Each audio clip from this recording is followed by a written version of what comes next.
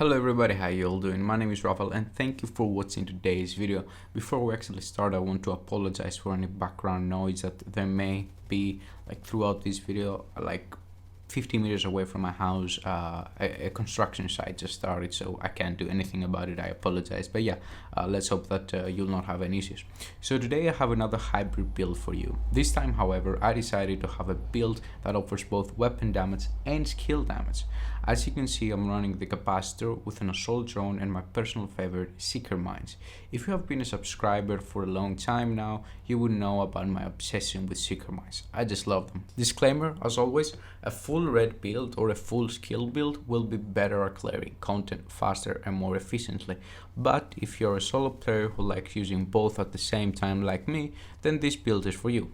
Also, you should know that I haven't tested this build in a group of 4 in heroic difficulty or on legendary, so I don't know what it's capable of in those scenarios. However, I'm pretty sure that on heroic you would be fine, while on legendary you would suffer and cause your team to struggle. I have tested this build on heroic solo, on summit and on control points, and it worked just fine. On heroic groups, as I told you, I don't think that you will have any issues. Let's get started though. We're using the Capacitor for the talent that it has. For those of you who don't know what the Capacitor does, let me tell you. Shooting enemies builds stack to a cap of 40. Each stack grants 1.5% skill damage. After 5 seconds, stacks decay 1 per second. So that's 60% skill damage when you reach full stacks, which by the way are very easy to maintain. For each skill tier, gain a 7.5% weapon damage. So as you can tell, the Capacitor increases both my skill damage by 60%, but also for each skill tier it gives me an extra 7.5% weapon damage. This is great since we're using 2 items with skill tier as their core attribute. Moving on, we're using the Memento. Memento has 2 buffs. For those of you who don't know what they do, the first one is a short-term buff. Collecting trophies gives you a 5% weapon damage for each red core attribute we have, 10% bonus armor for each blue core attribute we have, and 5% skill efficiency for every skill tier core attribute. This short buff lasts 10 seconds and refreshes with every trophy you picked up. The second, a long-term buff. For every trophy collected, you gain an additional 1% weapon damage, 1% skill efficiency, and 0.1% ammo regeneration for 300 seconds or 5 minutes. The maximum amount of stacks are 30, so as soon as you reach 30 stacks, you have an extra 30% weapon damage, 30% skill efficiency, and 3% ammo regeneration. Skill efficiency, in case you don't know what it does, it's pretty much like a weapon handling but for skills. For every 1% skill efficiency, you gain 1% skill damage, 1% skill haste, 1% skill duration, and goes on. You get the point. So at 30 stacks, we have 30% skill damage and 30% skill haste. Those are the 2 most important stats that we want from this. Memento also gives us 3 core attributes, and I have also added an 11.7% critical hit damage mod. So I'm sure that by now you can understand why I decided to go with Memento. It's pretty much one of the best exotics, if not the best exotics at the moment. Moving on, the rest of the pieces. I'm using 2 Grupo Sombra for the 15% critical hit damage and the 50% explosive damage, since our Seeker Mines damage is boosted both from skill damage but also from explosive damage. My gloves have a 50% weapon damage, 6% critical hit chance, and 10% skill damage. My knee pads have 50% weapon damage, 5.8% critical hit chance, and 11% skill haste. We also have a China Light Industry piece for the 15% explosive damage with a skill tier core attribute, 12% skill haste, and 9.7% skill damage attributes. My mask is a Wyvern wear piece for the 10% skill damage with a skill tier core attribute with 12% skill haste and 10% skill damage for the rest of my attributes, and a mod of 11.5% critical hit damage.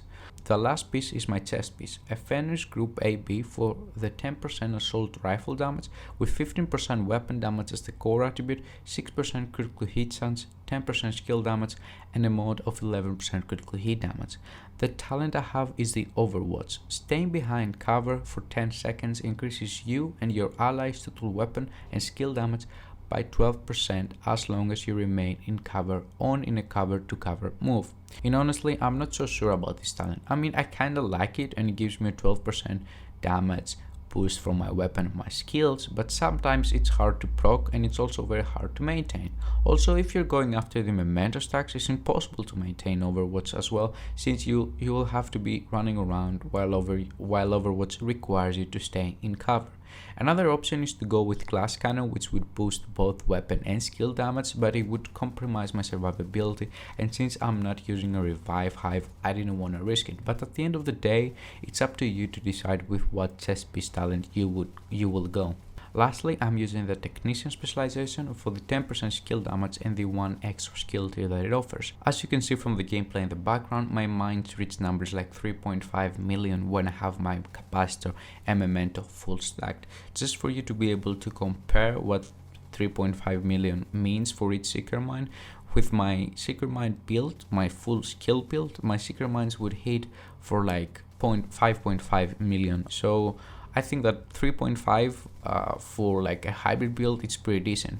While my Capacitor hits also for 400k per bullet when it critical hits. We have 40% critical hit chance, so that happens quite often.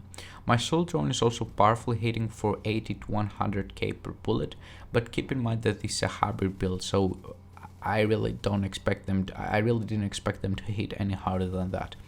We also have a 40% critical hit chance and 124% critical hit damage. A few notes here before I end the video.